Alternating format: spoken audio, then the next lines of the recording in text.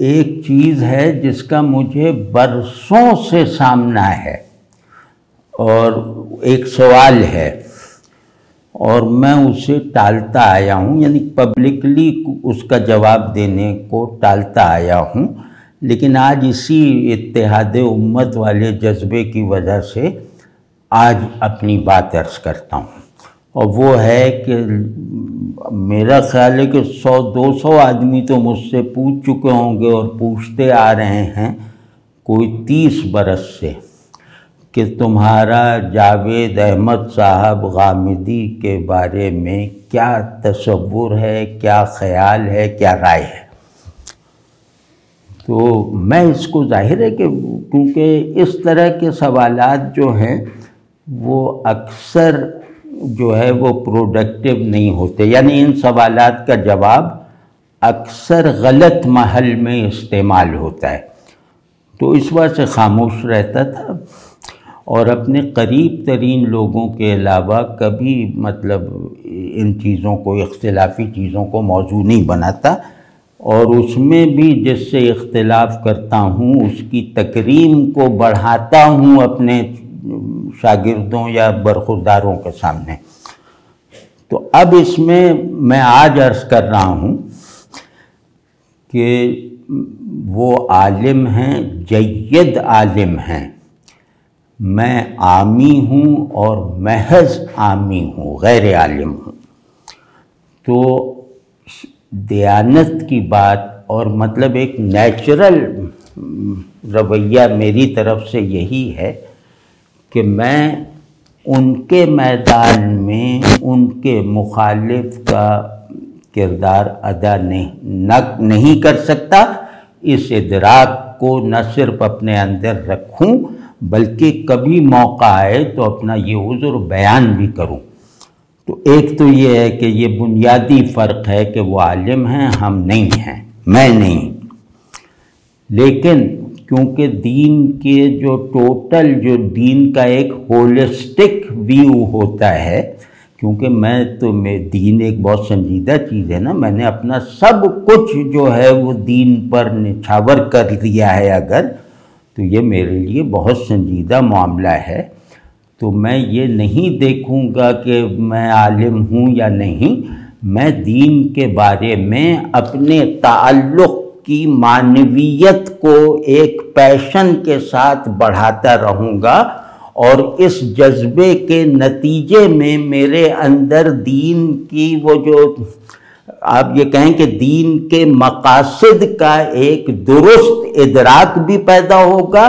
اور ان مقاصد کی طرف رجوع لانے کے لیے درکار ذہن اور دل بھی حاصل ہوگا۔ تو پھر میں عالموں سے کم از کم یہ کہہ سکتا ہوں کہ دین کی ہولسٹک تعبیر، یعنی دین کی جو بائنڈنگ تعبیر ہے کہ دین یہ چاہتا ہے،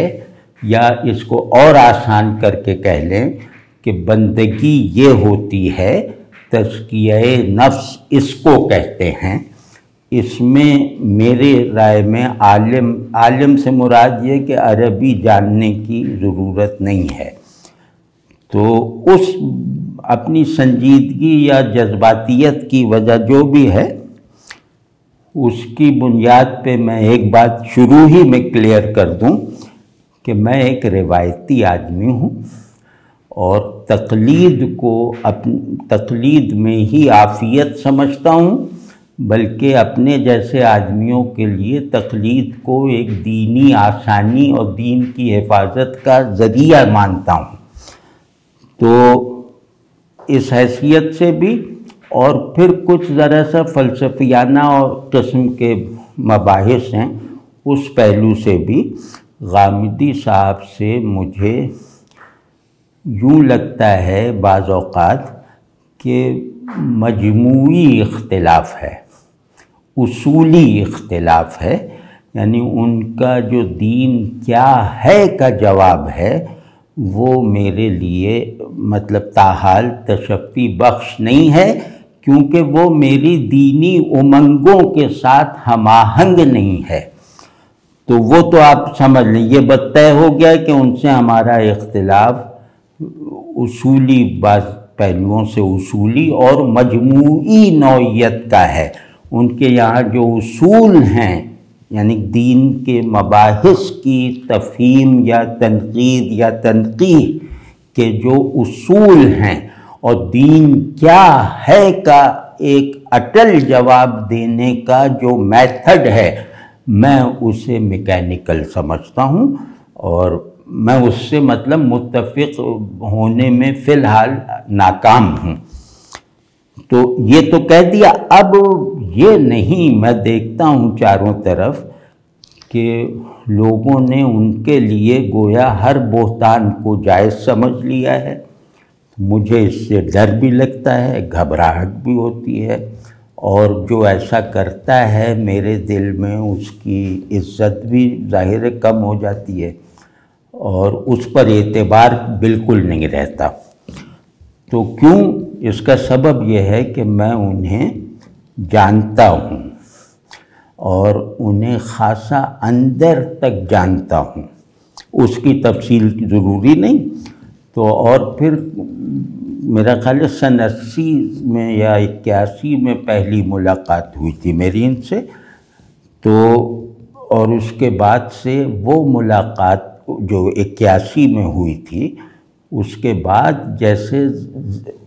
یہ تعلق یا یہ واقفیت ایک خوشگوار تسلسل کے ساتھ تاحال جاری ہے۔ تو یہ واقفیت کا ذکر اس لیے کر رہا ہوں کہ میری گواہی مطلب اگر میں جھوٹا نہیں ہوں تو میری گواہی قابل اعتبار ہے۔ وہ یہ کہ علم وغیرہ ایک طرف ہے، وہ تو ظاہر ہے، ان میں کچھ ایسے شخصی محاسن ہیں جن پر میں گواہ ہوں، اور بعض محاسن ایسے ہیں جن پر شاید ان کے حلقے کے لوگ بھی گواہ نہ ہوں، ان کے علم میں بھی نہ ہوں، بعض ایسے اتفاق سے مجھے معلوم ہے، تو وہ قابل رشک ہیں۔ اور مطلب میں نے ان جیسی درگزر سے مراد یہ کہ ان جیسی قوت برداشت اور تحمل کم لوگوں میں دیکھا ہے، اور یہ تحمل کسی حکمت عملی کا نتیجہ نہیں ہے، یہ کوئی تاجروں والی خوش اخلاقی اور درگزر نہیں ہے، یہ میں جانتا ہوں کہ یہ ان کے مزاج کا حصہ ہے، اور ان سے آپ ہزار ان سے اختلاف کا بلند آہنگ میں اظہار کرتے رہیں، لیکن یہ کبھی آپ کی سبکی کا سبب نہیں بنیں گے، یہ کبھی آپ کے کمزور پوائنٹس سے فائدہ نہیں اٹھائیں گے، یہ اپنے بدنام کرنے والوں کو بدنام نہیں کریں گے، یہ کبھی جو ہے وہ کوئی بہت ضرر پہنچانے والی غیبت نہیں کریں گے، اپنے مخالفین کے لیے بھی اپنے شاگردوں میں تعظیم اور تکریم کے جذبات پیدا کرنے پر نہایت توجہ دیں گے کہ ان کی تحقیر نہ ہونے پائے، ناقدری نہ ہونے پائے، تو اور اختلاف کو مجملاً بیان کریں گے، اتفاق میں تفصیل اختیار کریں گے۔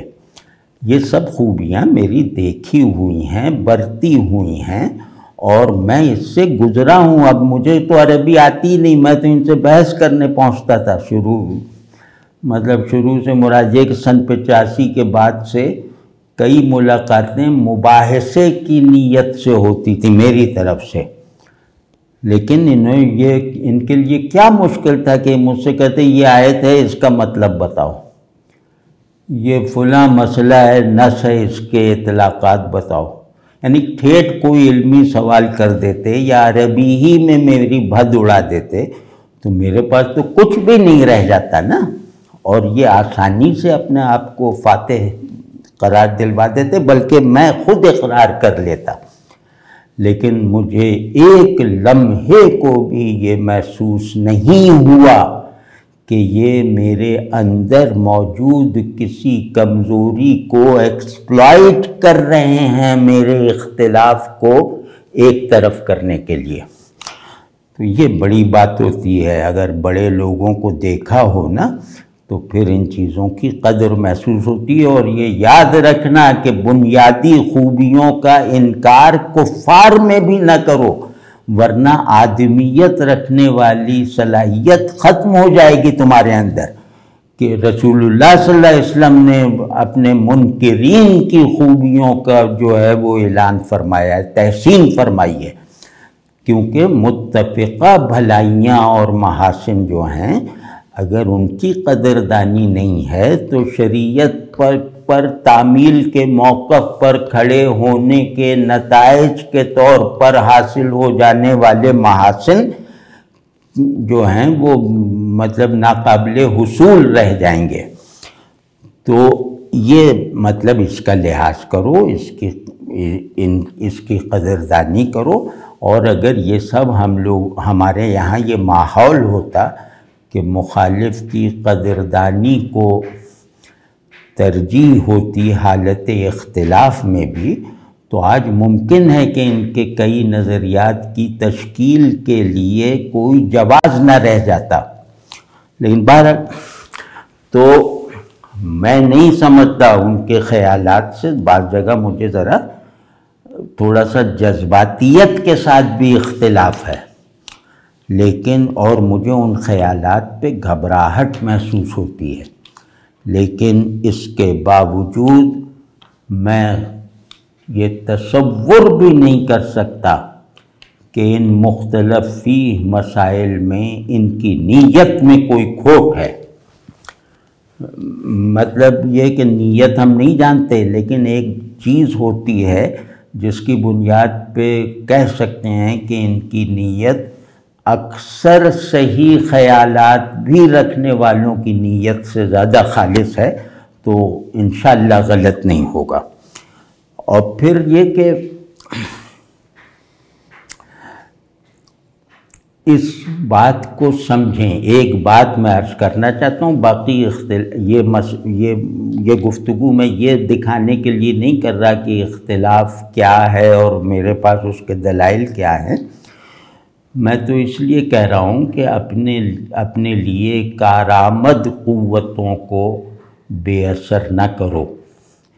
جاوید احمد غامدی مسلمانوں کے لیے جدید دنیا میں ایک کارآمد شخصیت ہے، تو ان سے فائدہ اٹھاؤ۔ اگر سمجھتے ہو کہ ان کے فلاں خیال سے ضرر پہنچ سکتا ہے تو اسے نظر انداز کر دو، تو یعنی کہ جو اختلاف ہے اس میں بچ کے رہو۔ اور لیکن جو ایک بنیادی مشن ہے کہ اللہ کے انکار پر کھڑے ہوئے عالمگیر اسٹرکچرز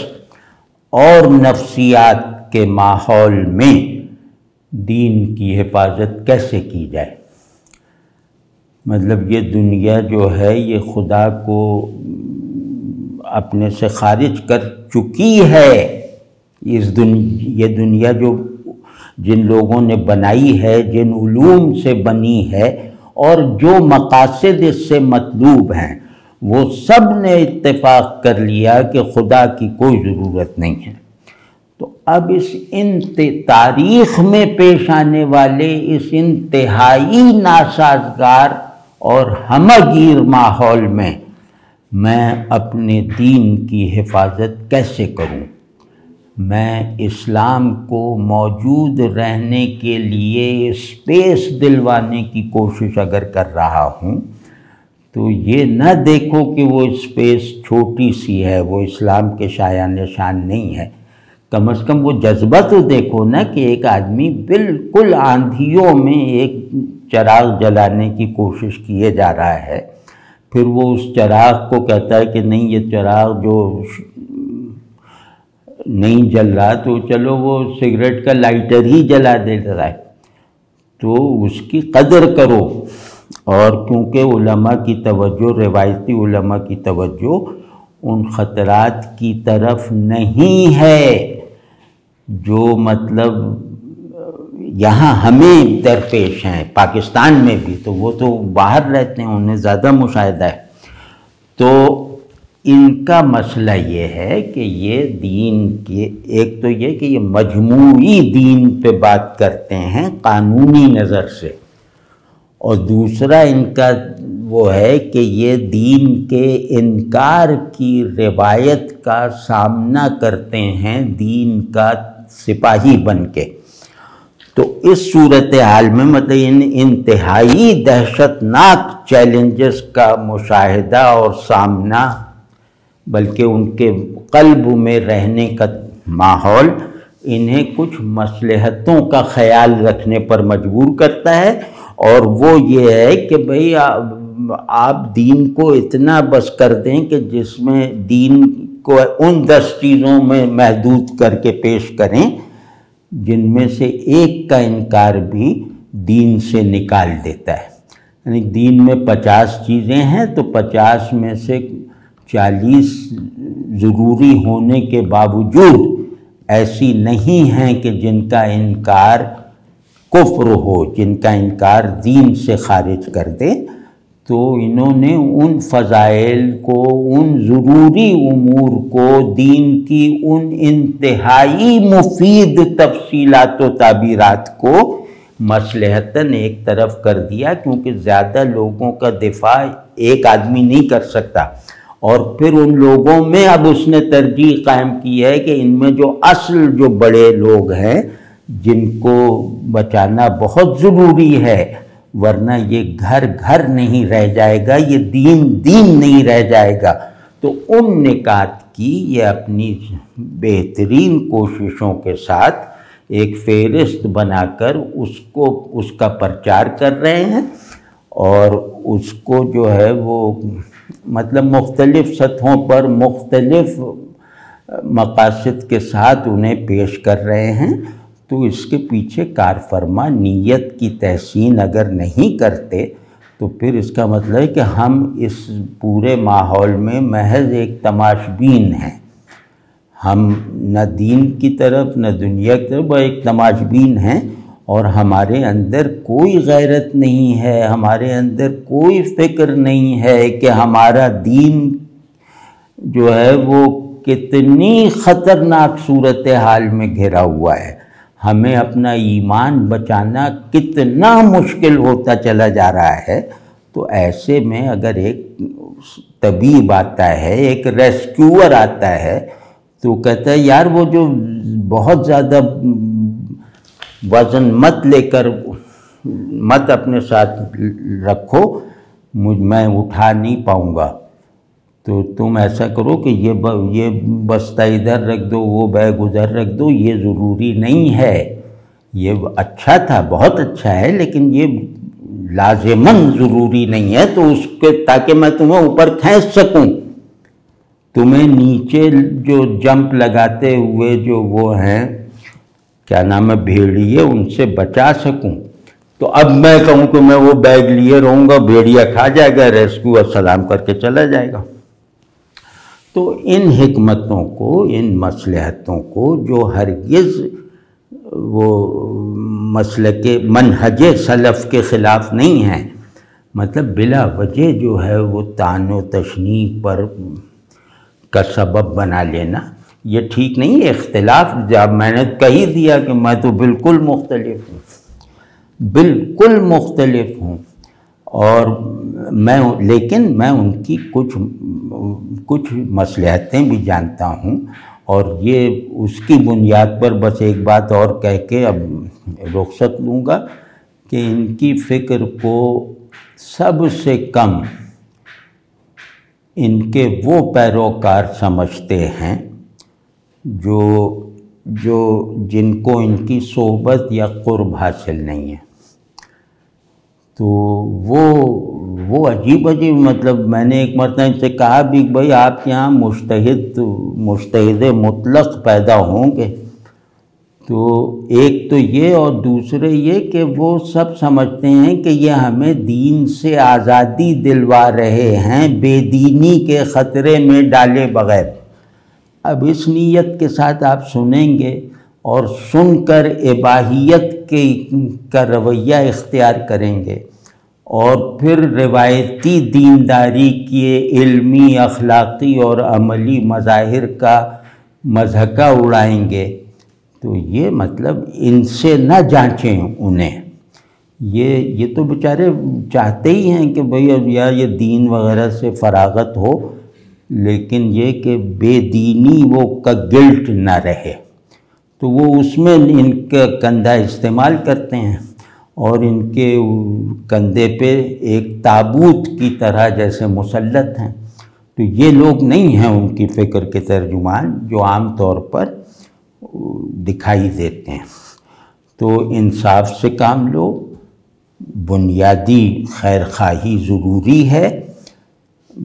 یہ تو خیر ماشاءاللہ بڑے عالم ہیں، کفار سے بھی خیر خواہی کا تعلق ضروری ہے، منکرین سے بھی خیر خواہی کا تعلق ضروری ہے. حق کی دعوت خیر خواہی کے بغیر بے روح ہے، مخاطب کی خیر خواہی کے بغیر.